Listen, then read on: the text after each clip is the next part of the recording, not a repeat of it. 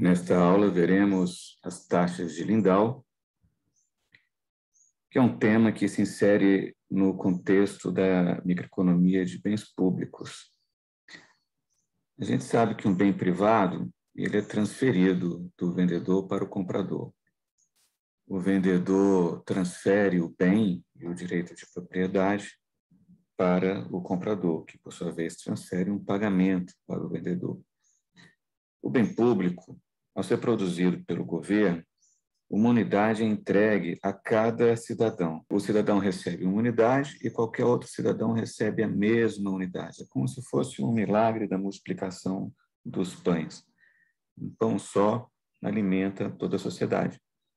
Isso é para descrever, por exemplo, a situação do bem público puro. Em segurança nacional, o governo produz uma unidade de segurança nacional e todos os cidadãos consomem a mesma unidade. O que define um bem público é o fato de ele ser não rival e não excludente. A não excludabilidade significa que não se pode excluir qualquer pessoa do consumo desse bem. Se a pessoa quiser consumir, ela poderá. E não rival significa que o consumo do bem público por parte de um agente não impede que um segundo agente venha a consumir a mesma unidade de bem público. O que nós queremos estudar hoje são as taxas de Lindahl, que correspondem a impostos personalizados para a produção do bem público. Se o bem público for produzido pelo governo, esse bem público tem que ser financiado, por exemplo, via impostos. A questão é que, nas taxas de Lindahl, os impostos podem ser personalizados, ou seja, cada cidadão paga uma taxa diferente.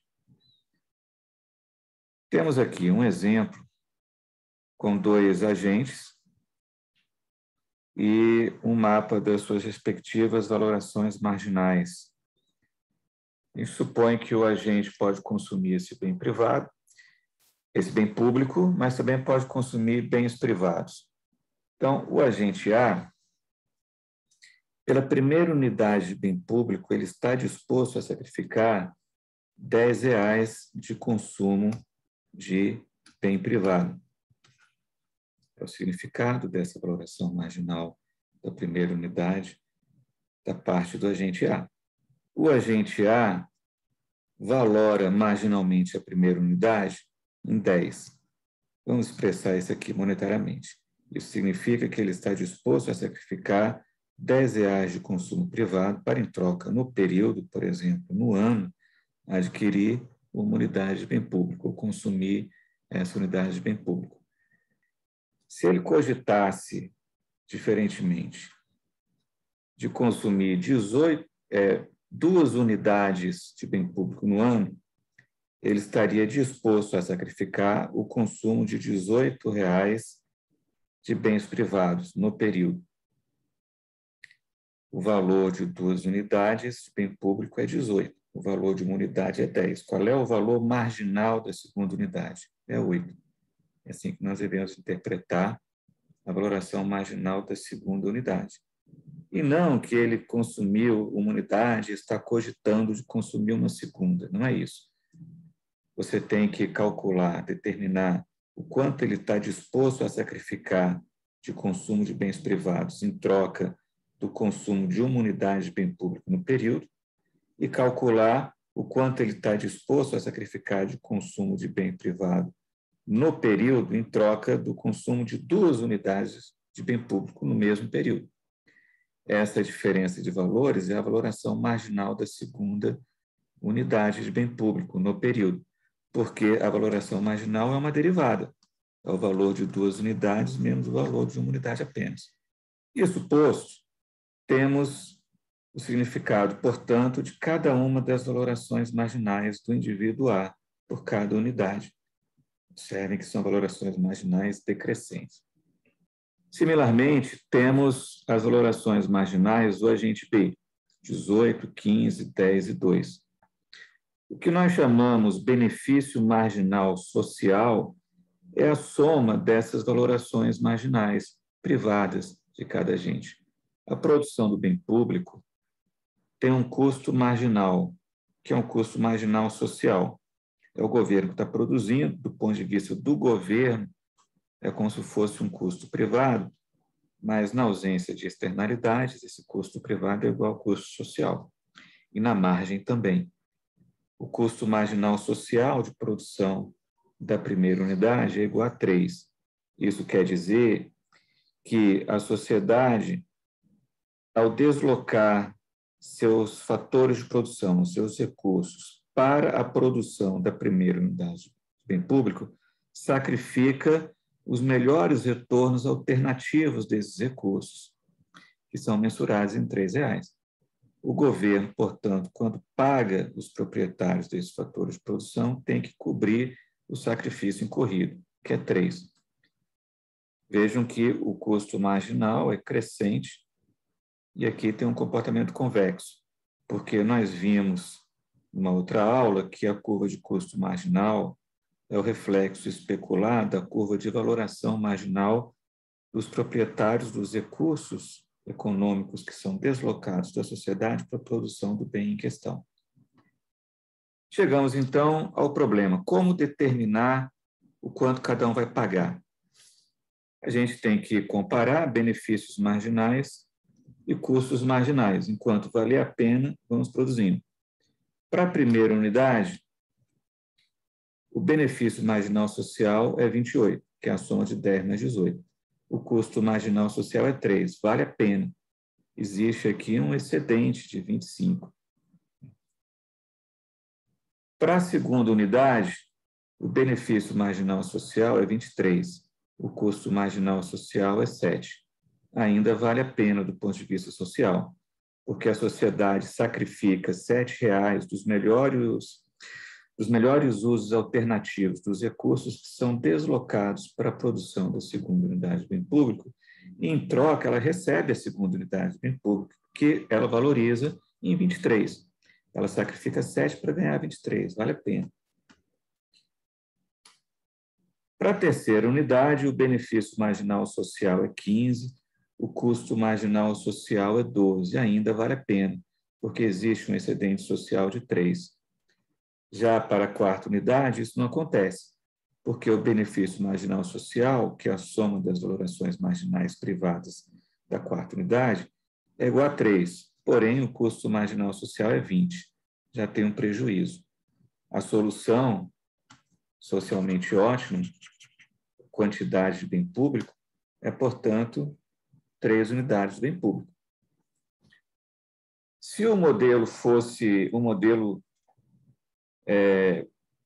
com variações infinitesimais, com funções contínuas, nós pararíamos numa quantidade em que o benefício marginal social igualasse exatamente o custo marginal social. Porém, como estamos lidando com valores discretos, a gente para nesse último passo antes que o benefício marginal social seja inferior ao custo marginal social. Logo, a quantidade socialmente ótima de bem público é de 3 unidades de bem público. O que é aquilo que nós chamamos o imposto de Lindau, ou taxa de Lindau que cada indivíduo paga? O imposto de Lindau que o indivíduo A vai pagar é 5, que é a sua valoração marginal dessa última unidade produzida. E o imposto de Lindau, ou taxa de Lindau que o indivíduo B vai pagar, é a valoração marginal dessa última unidade produzida, que é a terceira. Assim, o que nós chamamos a taxa de Lindau que o indivíduo A vai pagar é 5, e a taxa de Lindau do indivíduo B é igual a 10. Vejam que a taxa de Lindau do indivíduo A, que é 5, nada mais é do que o consumo de bem privado que ele está disposto a sacrificar por essa unidade de bem público, a terceira, que é a unidade marginal. Portanto, esse valor, ele é um ΔY sobre ΔG. Vamos chamar de ΔX sobre ΔG.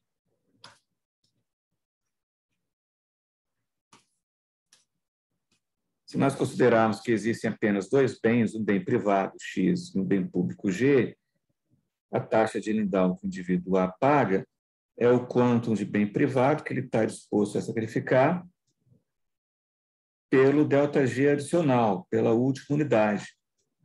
Vou colocar um menos aqui, né? Porque ele sacrifica o ΔX, é negativo, põe menos para ficar positivo, ele vai pagar um valor positivo. No contexto do modelo formal matemático, se nós desenhássemos uma curva de indiferença entre o bem privado e o bem público,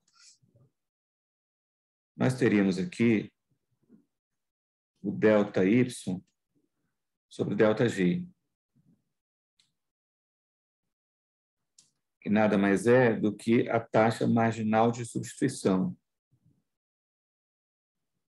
Logo, quando nós virmos o modelo das taxas de Lindown em livros como o livro do Varian, Análise Microeconômica, o que nós chamamos de livro do Varian avançado, não é o que está traduzido em português, nós chamamos Baby Varian. Você vai encontrar essa condição.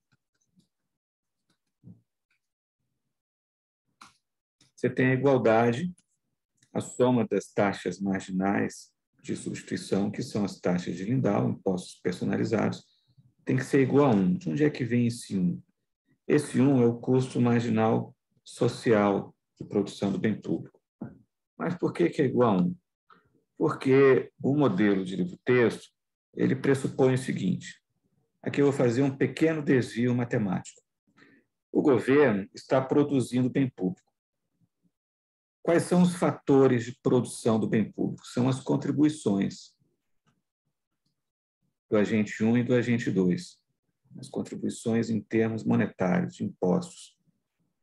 Qual é a função de produção do bem público? A gente tem uma função de produção do bem público. Você quer produzir uma quantidade G maiúsculo de bem público, existe uma função de produção que depende das contribuições individuais dos cidadãos.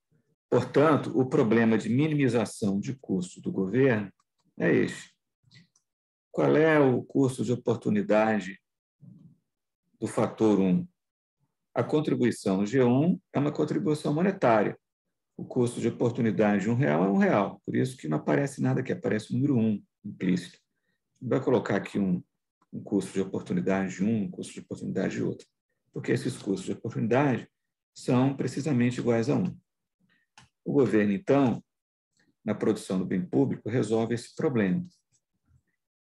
Para resolver o problema, a gente faz o lagrangiano, considera a função objetiva. Essa restrição possui um multiplicador de Lagrange lambda, e aí colocamos a função de produção.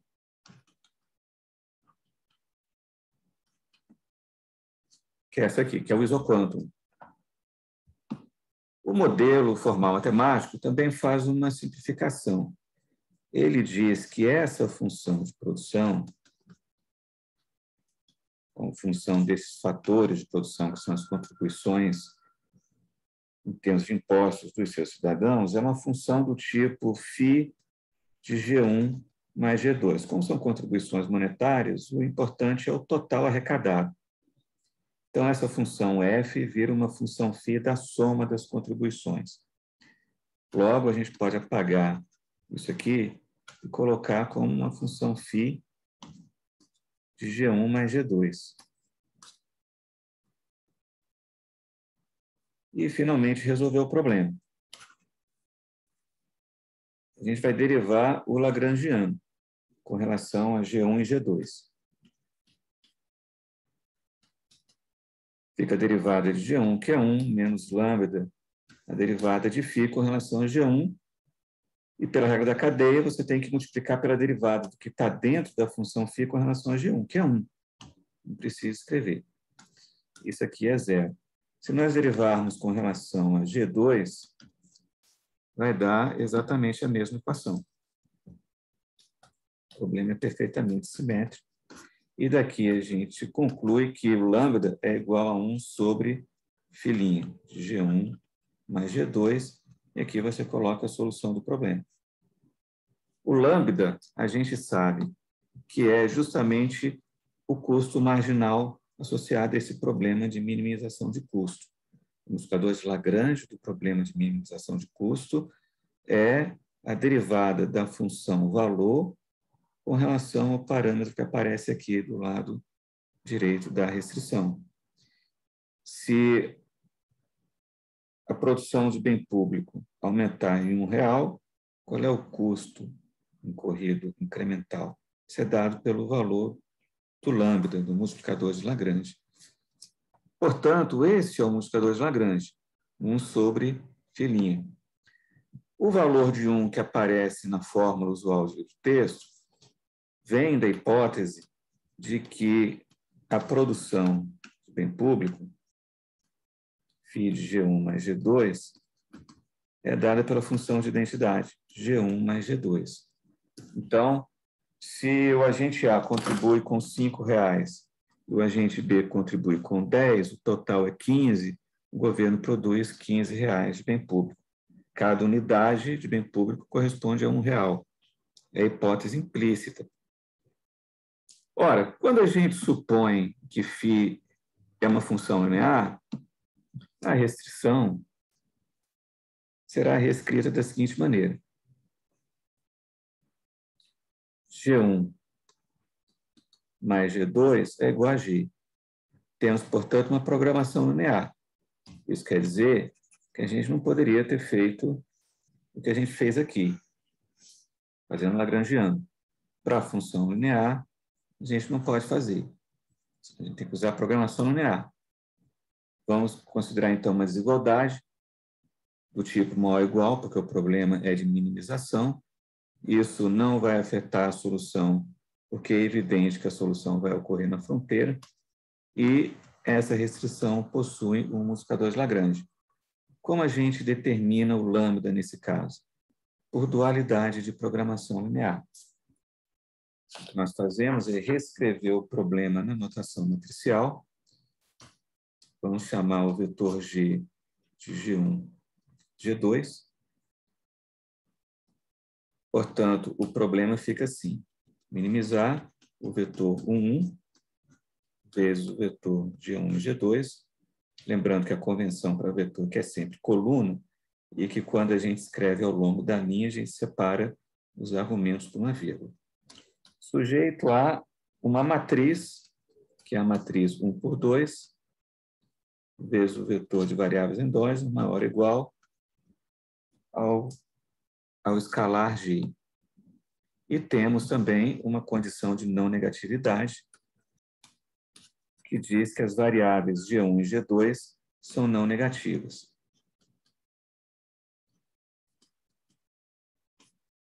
Então, esse é o problema de programação linear do governo na forma matricial. Para determinar o lambda, o que a gente faz é escrever o dual desse problema. Como é que é o dual do problema? Muito simples. Se o problema é de minimização, o dual vira maximização. Nós vamos precificar esta variável que aparece aqui. Precificar de acordo com o preço sombra, que é o multiplicador de Lagrange. Sujeito a gente vai pegar essa matriz que aparece aqui, a matriz dos coeficientes nas restrições do problema, e vai transpor. Multiplicamos pela variável endógena do problema dual, que é o multiplicador de Lagrange.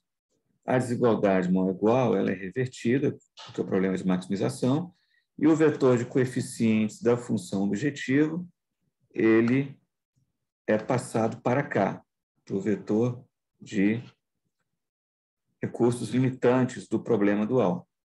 O problema dual, então, é esse que está aqui. Esse é o problema. A gente quer encontrar o lambda que maximiza G vezes lambda, evidentemente G é positivo, sujeito a essa restrição. Como a gente resolve isso? Vamos abrir essas restrições. Aqui você tem um vetor 2 por 1 vezes lambda, menor ou igual a 1. Isso aqui é lambda, lambda, menor ou igual a 1. Ou seja, lambda menor ou igual a 1. E aqui faltou também colocar lambda maior ou igual a 0. E lambda maior ou igual a 0. Logo, como G é positivo, para maximizar G vezes lambda, e como lambda está entre 0 e 1, qual é o valor máximo de G vezes lambda nessas condições? Ele é obtido quando lambda é exatamente igual a 1. Essa é a solução dual. Essa solução dual é o custo marginal social de produção do bem público, sob a hipótese de que as contribuições vão perfazer a quantidade de bem público. Por isso, aqui no livro-texto, aparece essa fórmula aqui para o modelo da taxação de Lindow. A soma das taxas de Lindow dos indivíduos de 1 a n igual a 1. Mas o que está por trás é muito simples.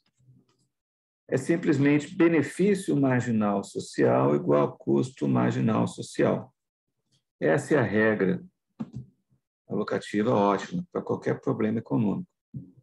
Essa explicação ela é também a base do modelo de alocação de provisão ótima de bem público contínuo. Porque no modelo contínuo, nós temos justamente a soma das taxas marginais de substituição dos indivíduos em módulo, vamos supor que haja N indivíduos, ela tem que ser igual a 1. 1 é o custo marginal social. E aqui nós temos a soma dos benefícios marginais privados dos indivíduos, que é o benefício marginal social. Vejam que eu estou simultaneamente colocando as fórmulas do modelo microeconômico que parte de um problema de maximização da utilidade. Estou colocando isso simultaneamente com a explicação em termos dos princípios fundamentais da teoria de preço, que não tem nada a ver com função de utilidade, tem a ver com a dualidade escolha-sacrifício. Esses valores marginais são o quantum de outros bens que o indivíduo está disposto a sacrificar para, no período, adquirir ou consumir cada unidade do bem público em questão, no mesmo período, de modo a ficar indiferente. O fato é que a solução a qual nós chegamos é a mesma, porém, é importante a gente entender como chegar à solução pelo caminho do economista, o caminho do modus cogitandi do economista, não apenas pelo caminho do modelo de maximização da utilidade. Na próxima aula, continuaremos a ver mais aplicações dos princípios fundamentais da teoria de preços.